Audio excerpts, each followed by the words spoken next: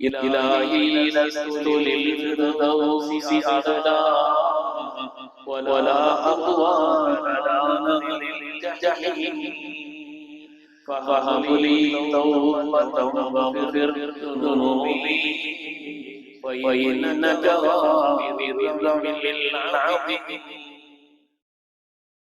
السلام عليكم ورحمة الله وبركاته. الحمد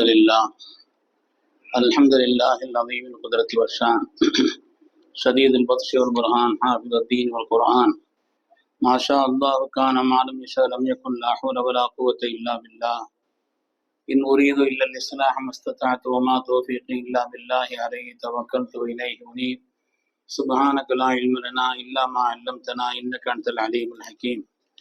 قال الله سبحانه وتعالى في القرآن الحميد بسم الله الرحمن الرحيم إنما المؤمنون إخوة فأصلحوا بين أخويكم واتقوا الله لعلكم ترحمون. وقال النبي صلى الله عليه وسلم إخوانكم جعلهم الله تحت أيديكم أو كما قال عليه الصلاة والسلام. கண்ணியமிக்க முஃமினீன்களே, அல்லாஹ்வின் நல்லடியார்களே, அருமை நாயகம் ஸல்லல்லாஹு அலைஹி வஸல்லம் அவர்களின் பாக்கியம் நிறைந்த உம்மத்துமார்களே, ரப்பு சுப்ஹானஹு வ தஆலா அவனுடைய மேலான கட்டளையை ஜும்ஆவுடைய ஃபர்தை நிறைவேற்றுவதற்காக ஒன்று சேர்ந்திருக்கக்கூடிய நம் எல்லோரையும் அல்லாஹ் கபூல் செய்தருள்வான். ரப்பினுடைய மேலான திருப்தியை நம்முடைய வாழ்வில் லட்சியமாக கொண்டு இந்த உலகத்தில் அதற்கேற்ப வாழ்ந்து காண்பித்த வல்லல் முஹம்மது ரசூலுல்லாஹ் ஸல்லல்லாஹு அலைஹி வஸல்லம் பரிசுத்தமான வழியில் நின்று இரு உலகத்திலும் வெற்றி பெற்ற சாலிஹீன்கள், அருளாளர்கள், வலிமார்கள், நாதாக்கள், நல்லோர்களின் கூட்டத்தில் அல்லாஹு தஆலா நம்மையும் நம் சந்ததிகளையும் கபூல் செய்தருள்வான். கண்ணியமிக்க முஃமினீன்களே, முஸ்லிம் சமுதாயத்தினுடைய உயர்வு, இஸ்ஸத், கண்ணியம், முஸ்லிம் சமுதாயத்தினுடைய பலகீனம், தோல்வி, எதை கொண்டு உயர்வும் கண்ணியமும் ஏற்பட்டது, எதனால் அவர்கள் பலகீனம் அடைகிறார்கள், எதன் காரணத்தினால் வில்லத்தாகிறார்கள், இழிவாகிறார்கள், தோல்வி அடைகிறார்கள். குர்ஆன் ஷரீஃப் அதற்கான காரணத்தை சொல்லி காண்பிக்கிறது. அந்த ஒரு பண்பு இருக்கும் காரணத்தினால் அவர்கள் வெற்றி பெறுகிறார்கள். அந்த பண்பினுடைய விஷயத்தில் அலட்சியம் காட்டும் பொழுது அவர்கள் சருகிறார்கள் என்பதை குர்ஆன் ஷரீஃப் நமக்கு உணர்த்தி காண்பிக்கிறது. அன்றைய காலகட்டத்தினுடைய அரபுகள் குலப்பெருமை, மொழி பெருமை, இதுபோலுள்ள காரியங்களை கொண்டு தலைமுறையாக பகையை வளர்த்து கொண்டே இருந்தார். பகைக்கு இவைகளை எல்லாம் காரணமாக்கியிருந்தார். அல்லாஹ் குர்ஆனிலே சொன்னான், இந்த நேரத்தில் இன்னமல் முஃமினூன இஹ்வத்துன், முஃமின்கள் சகோதரர்கள், முஃமின்கள் நீங்கள் ஒருவர் மற்றவருக்கு சகோதரர்கள் என்று அல்லாஹு தஆலா சொன்னார். வذ்குரு நிஅமத்தல்லாஹி அலைக்கும், அல்லாஹ்வுடைய நிஅமத்துகளை நினைத்து பாருங்கள். இது குன்தும் அஅதா, நீங்கள் ஒருவர் மற்றவருக்கு பகைவர்களாக இருந்தீர்கள். அல்லாஹ் உங்களுடைய உள்ளங்களை ஒன்றுபடுத்தினான், உள்ளங்களை அல்லாஹ் ஒன்றுபடுத்தினான் என்று அருள்மறை சொல்லி காண்பிக்கிறது. பகைமை இருந்ததன் காரணத்தினால் தான் அவர்களுக்கு மத்தியில் எந்த விதமான வளர்ச்சியோ எந்த விதமான உயர்வோ இல்லை. முதலாக அவர்களுக்கு உயர்வு ஏற்படுவதற்குண்டான அடிப்படை என்னவென்று சொன்னால், உள்ளம் இணைந்து சகோதரத்துவம் என்ற ஒரு நிலையில் எப்பொழுது ஆனார்களோ, எப்பொழுது அந்த பண்பு அவர்களிடத்தில் ஏற்பட்டதோ, முஃமின்கள் எல்லோரும் சகோதரர்கள். எந்த அளவுக்கு சொன்னா, ஸல்லல்லாஹு அலைஹி வஸல்லம் அடிமைகளை பற்றி சொன்னார். இப்ப அடிமைகளே இல்லை. அந்த காலத்துல அடிமைகள்னா வேலைக்காரங்க நினைச்சிட கூடாது. அடிமைகள்னா சந்தைகளை கொண்டு போய் விற்கப்படுவார்கள் ஆடு மாடுகளை போல. அந்த அடிமைகளை குறித்து சொன்னார்கள், இஹ்வானுக்கும், உங்களுடைய சகோதரர்கள். இந்த உலகத்தில் எந்த தலைவர் இப்படி ஒரு வார்த்தை சொன்னது? உங்களுடைய சகோதரர்கள், ஜஅலஹுமுல்லாஹு தஹ்த ஐதீக்கும், உங்களுடைய கரங்களுக்கு கீழ் அல்லாஹ் அவர்களை ஆக்கி வைத்திருக்கிறான். என்ன அர்த்தம்? ரப்பு நினைச்சா அவர்களுடைய கரங்களுக்கு கீழ் உங்களையும் ஆக்கியிருக்க முடியும். அவருடைய அடிமைகளா உங்களை ஆக்கியிருக்க முடியாதா? எனவே நீங்கள் சாப்பிடுவதை அவர்களுக்கு சாப்பிட கொடுங்கள், நீங்கள் அருந்துவதை அவர்களுக்கு அருந்த கொடுங்கள், அவர்களுடைய சகோதரர்கள் என்று சொன்னார். இந்த பண்பு எப்பொழுது மேலோங்கி இருந்ததோ இந்த சமூகம் எல்லா உயர்வையும் பெற்றது, எல்லா உயர்வையும் பெற்றது. இந்த பண்பு அது எப்பொழுது இந்த சமூகத்திலிருந்து கொஞ்சம் கொஞ்சமாக குறைய ஆரம்பித்ததோ, அது இழந்துபட்டதோ, அப்பொழுது எல்லா விதமான நஷ்டம். அருமையானவர்களே, இந்த பண்பு உயர்ந்திருந்த காரணத்தினால்தான் அன்றைய காலகட்டத்திலே அடிமையான பிலால் ஹஜ்ரத் அவர்கள் காபாவின் மீது ஏறி நின்று பாங்கு சொன்னார். சகோதரர்கள், அடிமை பிலால் காபாவின் மீது ஏறி நின்று பாங்கு சொல்ல சொன்னார்கள்.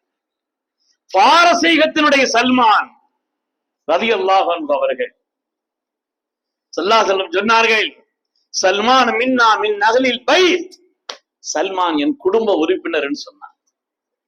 பாரசீகத்திலே பிறந்தவர். ஒரு சம்பவம் நடந்தது. அந்த நேரத்துல மக்கா வாசிகள் அவங்க எங்களுக்கு சொந்தம் கொண்டாடினாங்க, மதீனா வாசிகள் தங்களுக்கு சொன்னாங்க, சல்மான் மின்னா மின் அஹ்லில் பைத், சல்மான் என் குடும்பம்னு சொன்னார். அருமையானவர்களே, மொழி கடந்து, நாடு கடந்து, தேசம் கடந்து, குலம் கடந்து, எல்லாவற்றையும் கடந்து சகோதரர்கள் என்று எப்பொழுது ஆனார்களோ, நினைத்தார்களோ, இந்த சமூகம் வெற்றி பெற்றது. இந்த சமூகம் வெற்றி பெற்றது. எப்பொழுது அந்த சகோதரத்துவத்தினுடைய இந்த தன்மையை இழந்தார்களோ, பெருமக்களே, கற்பனை செய்ய முடியுமா? மக்காவாசிகள் மதீனாவுக்கு போறாங்க, முஹாஜிரத் செய்து மதீனாவில் போய் ஆட்சி செய்கிறார்கள். மதீனால போய் மக்காவினுடைய குறைஷிகளின் ஆட்சி அங்கே நடக்கிறது. மதீனாவாசிகள் தோள் கொடுக்கிறார்கள். நீ ஒரு தெருல இருந்து இன்னொரு தெருக்கு போனா, ஒரு ஊர்ல இருந்து இன்னொரு ஊருக்கு வந்தா, அவன் அந்த ஊருக்காரன் கியாமத்து வர அதுதான் நடக்குது. அதனுடைய பேரே மாறிடுது, சகோதரர்கள் என்ற நிலை மாறி. ஆனால் மக்காவாசிகள் குறைஷிகள் மதீனாவிலே ஆட்சி செய்தார்கள். மதீனாவாசிகள் அதற்கு தோள் கொடுத்தார். ஏன், எப்படி நடந்தது? சகோதரர்கள் என்ற காரணத்தினால் இந்த சமூகம் யாருக்கு தகுதியோ, யாருக்கு அதற்கு உண்டான பொறுப்பு, அதனுடைய நிலை இருக்கிறதோ அவங்களுக்கு கொடுத்தாங்க. அந்த நேரத்தில் இந்த சகோதரத்துவத்தினுடைய பண்பு மிகுந்திருந்த காரணத்தினால் பாரசீக நாட்டினுடைய படைத்தளபதி ருஸ்தும், வரலாற்று சிறப்பு மிக்க ஒரு வெற்றி, பாரசீகத்தினுடைய வெற்றி. இந்த பாரசீக நாட்டினுடைய படைத்தளபதி ருஸ்தும் இடத்திலே பேச்சுவார்த்தைக்காக ஒரு குழு போனது. இவங்க பூரா நாடோடிகளை போல் இருந்தார்கள். சாதாரணமான ஆடை அணிந்திருந்தார்கள். அன்றைய காலகட்டத்தினுடைய மரபுபடி அவர்களுக்கு முன்னால் விழுந்து சுயூது செய்யவோ இதுவோ உள்ள காரியங்களை செய்யவில்லை. சாதாரண கோலத்தில் இருந்தார்கள். பேச்சுவார்த்தை குழுவினரோடு நடந்தது. அப்படி நடக்கின்ற நேரத்தில் கடைசியாக அந்த குழுவில் ஒருவரான ஆமீர் ரலியல்லாஹு அன்ஹு சொல்கிறார், ருஸ்தும் அவர்களே, படைத்தளபதி அவர்களை பல கட்ட பேச்சுவார்த்தை நடந்து விட்டது. 2 நாள் தான் அவகாசம். இனிமே 2 நாட்கள் தான் அவகாசம். அதற்குள்ள ஒரு முடிவு வரலன்னா முடிவு வேற மாதிரி இருக்குன்ட்டார். ருஸ்தும் பாரசீக நாட்டினுடைய அந்த வல்லரசு அன்று அந்த செய்யதும், நீங்க அவங்களுடைய தலைவரான்னு கேட்டார். ருஸ்தும் கேட்கிறார்கள், அந்த செய்யதும், நான் தலைவர்லாம் இல்லை, நான் தலைவரின் அடிப்படையில் இந்த விஷயத்தை நான் சொல்லவில்லை. வலாகின்னல் முஸ்லிமூன கல் ஜஸத், முஸ்லிம்கள் ஒரு உடலை போலன்னு சொன்னார். முஸ்லிம்கள் எல்லாம் ஒரு உடலை போல். இன்னைக்கு இவர் வலிமையை காட்ட அவர் ஒண்ணு செய்கிறார், அவர் வலிமையை காட்ட இவர் ஒண்ணு செய்கிறார். 10 பேர் 10 குரூப்பா போய் நின்னா யார் மதிப்பாங்க? ஒரே காரியத்திற்காக, ஒரே நோக்கத்திற்காக, ஒரே விஷயத்தை அழுத்துவதற்காக இவர் ஒரு 10 பேர், அவர் ஒரு 10 பேர், அவங்க ஒரு 10 பேர். என்ன நடக்கும்? அவங்களுக்கு தெரிஞ்சிடும், இதனுடைய பலகீனம் எல்லாம் தெரிஞ்சு குப்பைன்னு முடிஞ்சு முடிவா. அருமையானவர்களே, இவர்கள் நாங்கள் எல்லோரும் ஒரு உடல் சொன்னாங்க. ஒரு உடல். எவ்வளவு துணிச்சல் இருந்தார் சொன்னாங்க. இந்த நாடோடிகளத்தில் போயா பேச்சுவார்த்தைன்னு முதல்ல சொன்னாங்க. ஆனால் அந்த நாடோடிகள் வெற்றி பெற்றார். காரணம் என்னன்னா, ஒருவர் மற்றவரை சகோதரராக, ஒருவருடைய உள்ளம் இணைந்த நிலையிலே அவர்கள் இருந்தார். இது அரசியலில் மாத்திரமல்ல, சமூகத்தினுடைய அமைப்புகளிலே கூட, சமூக நிலைகளிலே கூட. அதற்கு இமாமுல் ஆதம் அபூ ஹனீஃபா ரஹ்மத்துல்லாஹி அலைஹி அவருடைய கோடிக்கணக்கானவர்கள் இமாமுல் ஆதமை பின்பற்றுகிறார்கள், அவருடைய மதஹப் பின்பற்றுறாங்க. ஆனா அவங்க ஒரு அரபி அல்ல, ஒரு பாரசி மொழிக்குக்காரர். இமாமுல் ஆதம் அவர்கள் ஒரு பாரசீக மொழிக்கு சொந்தக்காரர். அதே போல் உலகமெல்லாம் அல்லாஹுடைய வேதத்திற்கு பின்னால் ஆதாரபூர்வமான ஒரு கிரந்தம் ஹதீஸ் உலகத்தில் இருக்கிறது என்றால் அதற்கு ஜாமிஉ ஸஹீஹுல் புகாரி, இமாம் புகாரி ரஹ்மத்துல்லாஹி அலைஹி தொகுத்த அந்த நூல் தான். இத்தஃபக்கல் அஇம்மா, அலா அன்னா ஸஹல் குத்பி பஅத கிதாபில்லாஹி ஸஹீஹுல் புகாரி. அல்லாஹ்வுடைய வேதத்திற்கு பின்னால் உலகத்தில் ஆதாரபூர்வமான ஒரு கிரந்தம் ஸஹீஹுல் புகாரி என்று உலகத்தின் எல்லா பெருமக்களும் ஏற்றுக்கொண்டார். இமாம் புகாரி ஒரு அரபி அல்ல. இமாம் புகாரி அவர்கள் ஒரு அரபி அல்ல. அருமையானவர்களே, இதையெல்லாம் கடந்து சகோதரர்களாக ஒருவர் மற்றவரை சகோதரர் என்ற நிலையிலே பார்க்கும் பொழுதுதான் இமாம் மாலிக் ரஹ்மத்துல்லாஹி அலைஹி, ஹஜ்ரத் இமாம் ஷாஃபி ரஹ்மத்துல்லாஹி அலைஹி தவிர மற்ற எல்லா பெரும்பாலும் ஹதீஸ் கலையை தொகுத்தவர்கள் எல்லாம் அரபுகளே அல்ல. இமாம் முஸ்லிம் ஆகட்டும், இமாம் திருமதியோ, நசையோ, இப்னு மாஜாவோ, எல்லா ஹதீஸ் கலையையும் ஆதாரபூர்வமான ஹதீஸ்களை தொகுத்த அந்த பெருமக்கள் எல்லாம் அரபுகள் அல்ல. ஆனால் அரபுலகமும் சரி, உலகமும் சரி இதை ஏற்றுக்கொண்டிருக்கிறது. அதன் காரணத்தினால் வெற்றியும் மகத்துவமும் பெற்றார்கள் என்று சொன்னால், அருமையானவர்களே, காரணம் ஒன்றுதான், சகோதரர்களாக தங்களை கருதினார். ஆனா இன்றைக்கு அந்த பண்பு மொழியின் அடிப்படையிலே, பணத்தின் அடிப்படையிலே, பழைய காலத்தினுடைய நிலைகள் எல்லாம் நம்ம ஊர் தனிப்பட்டு எடுத்துக்கிட்டாலும் கூட பொதுச்சுவர் இருந்துச்சு. உங்களுடைய உள்ளம் ஒன்றிணைந்த காரணத்தினால் இன்னைக்கு அதுதான் பல சண்டைக்கே காரணமா இருக்குது.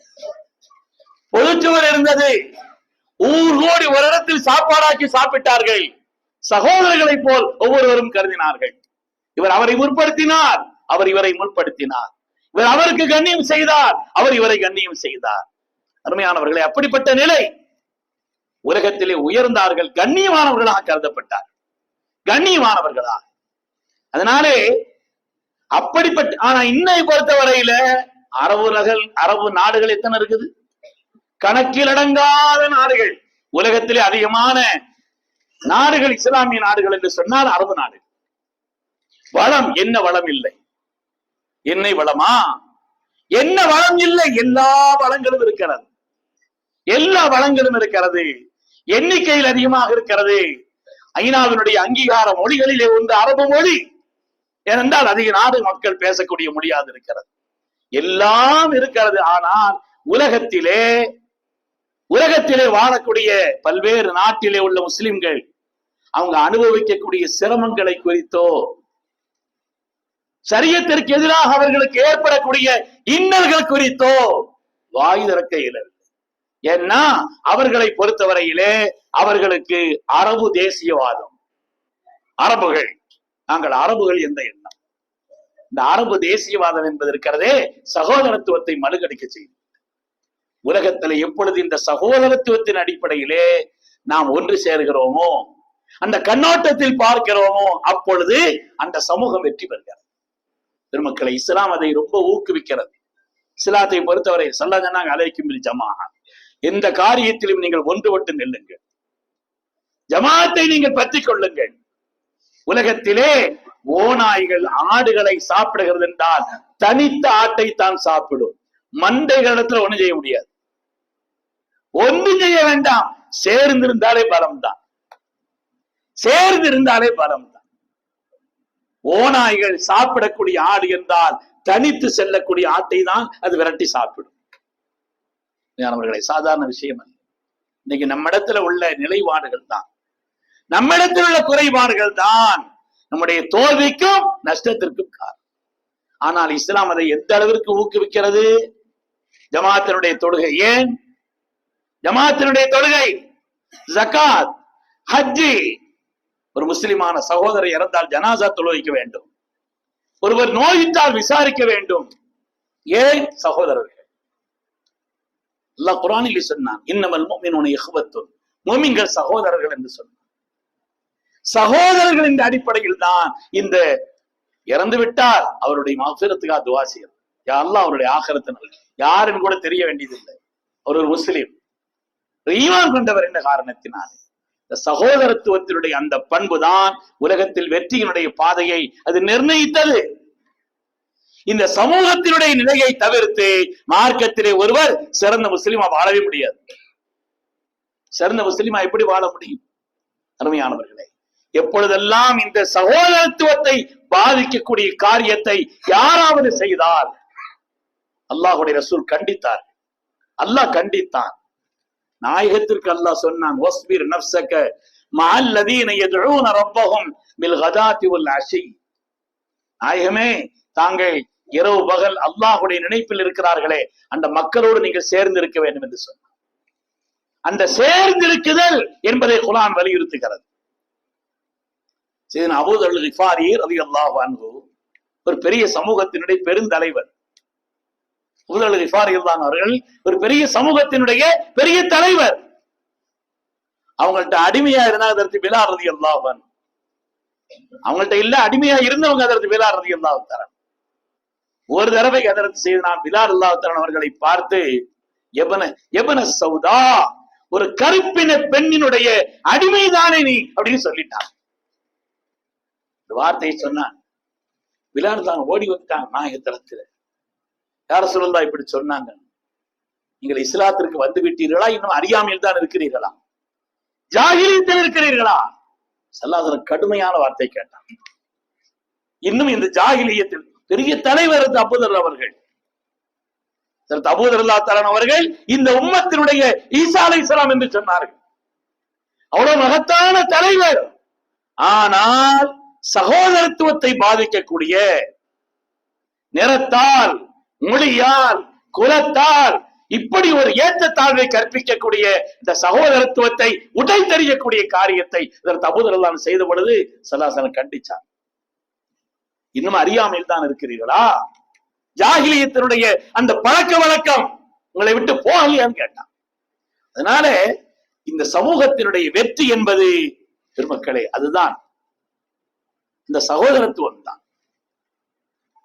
அதனாலதான் நம்ம ஊர்ல ஒன்னா சமைச்சு சாப்பிட்டாங்க, சகோதரத்துவத்தினுடைய வெளிப்பாடு. எல்லாம் ஒன்னா உட்கார்ந்து களத்துல சாப்பிட்டாங்க. ஒரு களை வச்சா பிஸ்மி சொல்ல கூட பொறுக்கிறது இல்லை. ஒரு களை வச்சா பிஸ்மி சொல்ல கூட அதுக்கு முந்தி கை மத்தியில போயிடுது. அருமையானவர்களே, இன்றுள்ள நிலைப்பாடு இந்த சகோதரத்துவத்தினுடைய அந்த தன்மை இழக்க இழக்க இந்த சமூகம் எல்லா விதமான நஷ்டத்தையும் சந்தித்தே தீரும். நடைமுறை காரணம் வந்தால் காரியம் இருக்கத்தான் செய்யும். காரணம் வந்தால் காரியம் இருக்கத்தான் செய்யும். ஸல்லல்லாஹு அலைஹி வஸல்லம் அதைத்தான் தங்களுடைய ஹஜ்ஜத்துல் வதாஇல் பயானிலே சொன்னார். எவ்வளவு முக்கியமான பயான்! ஸல்லல்லாஹு அலைஹி வஸல்லம் அவ்வளவு பெரிய பயான் வேற எப்பொழுதும் செய்ததே இல்லை. அவ்வளவு பெரிய ஹுத்பாவை, மிக மிக முக்கியமான ஹுத்பா. லா ஃபضل லிஅரபிய்யின் அலா அஜமிய்யின். அரபி மொழி பேசுபவர் அந்நிய மொழி பேசுபவருக்கு மத்தியிலே ஏற்றத்தாழ்வு என்பதெல்லாம் இல்லை என்று சகோதரத்துவத்தினுடைய ஆணி வேறான அடிப்படையை உணர்த்தி காண்பித்தார்.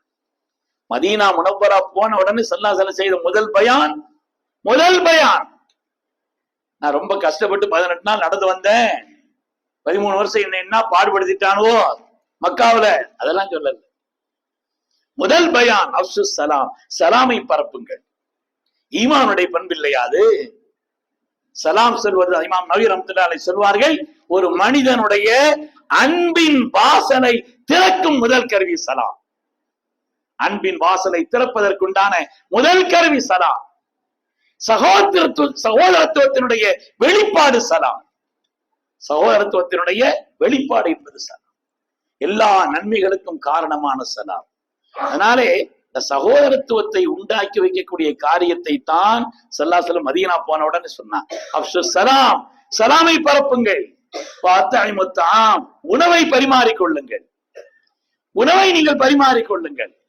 அதாவது என்ன அர்த்தம்? மற்றவங்களுக்கு செய்ய வேண்டிய கடமைகள்ல கவனமா இருங்க. மற்றவருடைய கஷ்டத்தை நீங்கள் உணருங்கள். மற்றவருடைய கஷ்டத்தை உணருங்கள். தேவை அறிந்தவர்களை உதவி செய்யுங்கள். சகோதரத்துவத்தினுடைய வெளிப்பாடு. ஒசிலுல் அர்ஹாம், உறவோடு சேர்ந்து வாழுங்கள். பழைய காலத்துல கல்யாணம்னா ஒரு வாரம் 10 நாள் டேரா போட்டு இந்த குடும்பமே அப்படி குதூகலிக்கும். இன்னைக்கு அப்படி இல்லை. ஒரு மண்டபத்தை பிடிச்சி அங்கனே வந்துட்டு அப்படியே போயிருங்க, அவ்வளவுதான். அப்படியே வந்துட்டு போயிடணும்.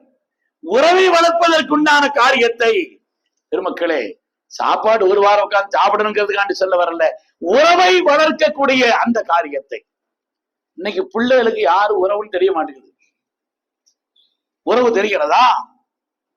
இப்ப நான் உங்க சின்னாப்புக்கு சொல்லு அப்படியாங்க, அவ்வளவுதான். யாருன்னே அவருக்கு தெரியாது. அந்த உறவை சொல்லித்தான் அழைப்பார்கள், உறவை சொல்லித்தான் கூப்பிடுவார்கள், அதை கண்ணியமா கருதினார்கள்.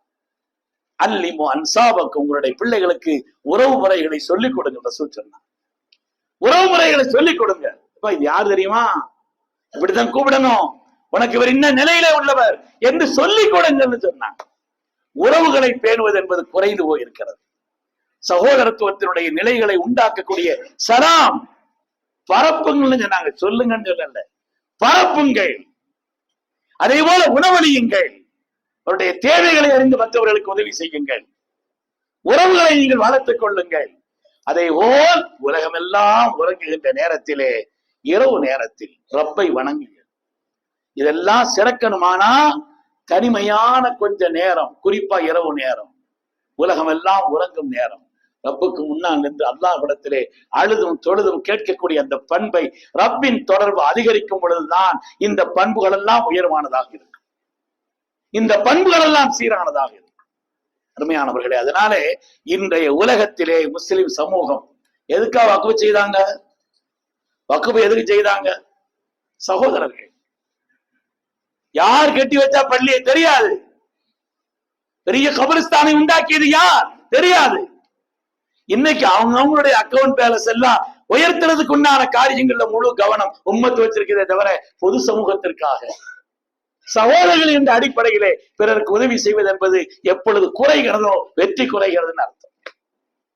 இந்த உம்மத்தினுடைய உயர்வும் வெற்றியும் கண்ணியமும் சகோதரத்துவத்தை பேணும் பொழுது, உம்மத்தினுடைய இழிவும் கேவலமும் உம்மத்தினுடைய தோல்வியும் சகோதரத்துவத்தை கண்டுகொள்ளாத பொழுது என்பதைத்தான் குர்ஆனும் ஹதீஸும் நமக்கு உணர்த்தி காண்பிக்கிறது. அருமையான பெருமக்களே, அதை சலாமிலிருந்து துவங்க வேண்டும். ஒரு ஆளை பார்த்தா புன்முறுவல் செய்யணும், ஒரு ஆளை பார்த்தா சலாம் சொல்லணும், உடல்நலம் இல்லாவிட்டால் விசாரிக்க வேண்டும், இறந்து விட்டால் அவர்களுடைய நிலையில ஜனாசாவில் கலந்து கொள்ள வேண்டும், தேவையுள்ளவருடைய நிலை அறிந்து உதவி செய்ய வேண்டும். சகோதரத்துவத்தினுடைய வெளிப்பாடாக மார்க்கம் நமக்கு சொல்லித் தரக்கூடிய காரியங்கள் யாரால் சகோதரத்துவத்தை முறிக்கக்கூடிய காரியங்களை எல்லாம் ஸல்லல்லாஹு அலைஹி வஸல்லம் கடுமையாக கண்டித்தார். பெரிய லிஸ்ட் ஹதீஸ்ல இருக்கு. சகோதரத்துவத்தை பாதிக்கக்கூடிய அதையெல்லாம் கண்மணி ரசூலுல்லாஹி ஸல்லல்லாஹு அலைஹி வஸல்லம் அவர்கள் கடுமையாக கண்டித்தார் என்பதையும் நாம் பார்க்கிறோம். அருமையான பெருமக்களே, அதனாலே வாழ்க்கையினுடைய வெற்றிக்கும் உயர்விற்கும் கண்ணியத்திற்கும் உண்டான முஸ்லிம் சமூகத்தினுடைய அடிப்படை மற்றவரோடு இணங்கி வாழணும். யாரை அதனால பகைக்கணுங்கிறதெல்லாம் இல்லை. சகோதரர்களை போல் நீங்கள் வாழுங்கள், மற்ற சமூகத்தவரோடு பிற மதத்தவரோடு இணங்கி வாழுங்கள். அப்படிப்பட்ட ஒரு அன்பையும் வளர்த்துக் கொள்ள வேண்டும் என்பதையும் குர்ஆன் நமக்கு தெளிவுபடுத்தி காண்பிக்கிறது. அல்லாஹ் தஆலா விளங்கும் அறிவை தந்தருள்வானா. நம்முடைய முன்னோர்களான அந்த நன்மக்கள் எப்படிப்பட்ட ஒரு சகோதரத்துவத்தை பேணி உலக அளவில் கண்ணியத்தோடும் உயர்வோடும் அவர்கள் இருந்தார்களோ அதோடு ஒரு நிலையை அல்லாஹ் தஆலா நமக்கு உணரச் செய்து இந்த கண்ணியத்தையும் அல்லாஹ் ஏற்படுத்தி தந்தருள்வானாக. ஆமீன் ஆமீன் யா ரப்பல் ஆலமீன். வ ஆகிரு தஅவானா அனில் ஹம்துலில்லாஹி ரப்பில் ஆலமீன். அஸ்ஸலாமு அலைக்கும்.